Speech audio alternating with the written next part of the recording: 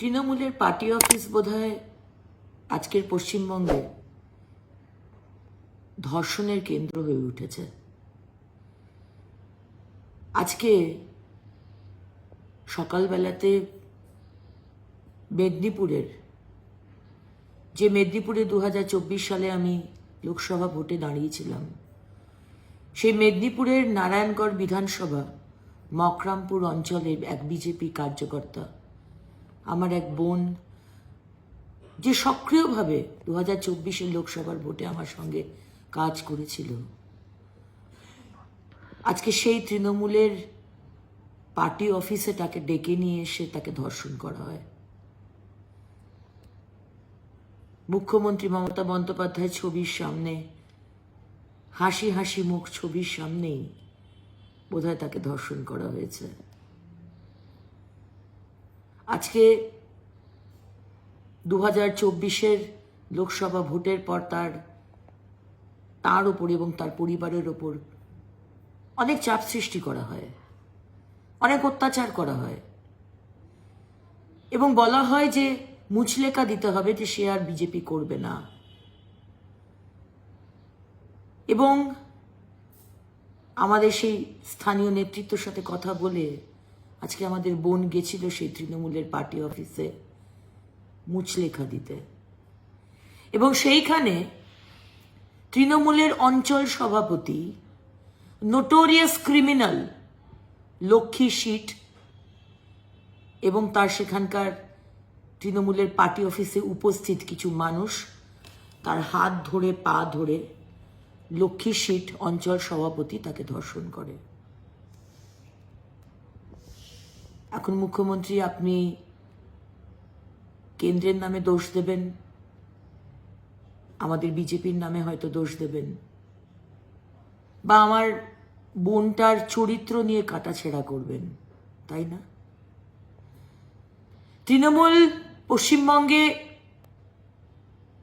চুরি, cut money, তোলাবাজি, syndicate এসব কিছুকে অগ্রাধিকার মেনে চলে এসেছে। এখন ধর্ষণটাকেও অধিকার মনে করছেন। মানে বলতে চাইছেন মমতা ব্যানার্জি, আপনি এবং আপনার দলের কর্মীরা, যে যদি টিএমসি না করো বা যদি অন্য দল করো, স্পেশালি বিজেপি, কারণ বাকি দলরা তো সেটিংয়ে চলে আপনাদের সঙ্গে, তাহলে তোমাদেরকে ধর্ষিতা হতে হবে, ভয় দেখাতে চাইছেন। এখন এটাই কি আপনার দলীয় কর্মসূচি, মেয়েদের ধর্ষণ করা, মাননীয় মুখ্যমন্ত্রী?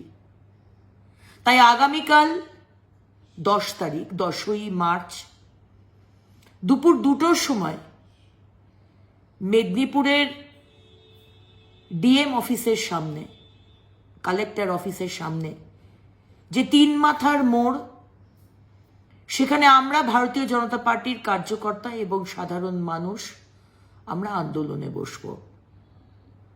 পুলিশের থেকে বিচার চাই, প্রশাসনের কাছ থেকে বিচার চাই। যতক্ষণ না আপনাদের ক্রিমিনাল লক্ষ্মী সিটকে অ্যারেস্ট করা হয়, ততক্ষণ আমরা রাস্তা ছাড়ব না। মহিলাদের ইজ্জত বিক্রির জন্য নয়। আপনি ভয় দেখিয়ে হোক, কি লক্ষ্মীর ভাণ্ডারে টোপ দিয়ে হোক, কি পিঠে পুলি বানাবার টোপ দিয়ে হোক, কি মনোরঞ্জন করার বিষয় নিয়ে হোক, যেরকম বসিরহাট বালুরঘাটের ট্রেনের ঘটনা, আমরা মহিলারা আমাদের ইজ্জত কিন্তু বিক্রির জন্য নয়। আর কোনো কিছুর সাথে নেগোশিয়েটও করা যাবে না। আমাদের ইজ্জত আমাদের, তাই আমাদের বিচার চাই। আগামীকাল দুপুর 2টো মেদিনীপুর বিধানসভায় ডিএম অফিসের সামনে আমরা আন্দোলনে বসবো।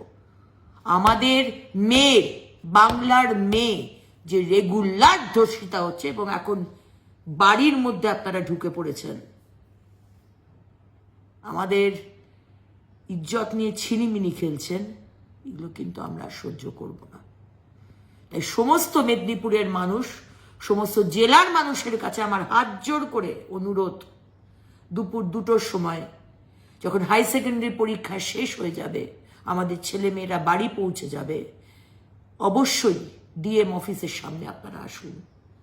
আমার বোন লড়াই করছে প্রাণ নিয়ে মেদিনীপুর কলেজে, মেদিনীপুর মেডিকেল কলেজে। আমাদের পাশে দাঁড়াতেই হবে।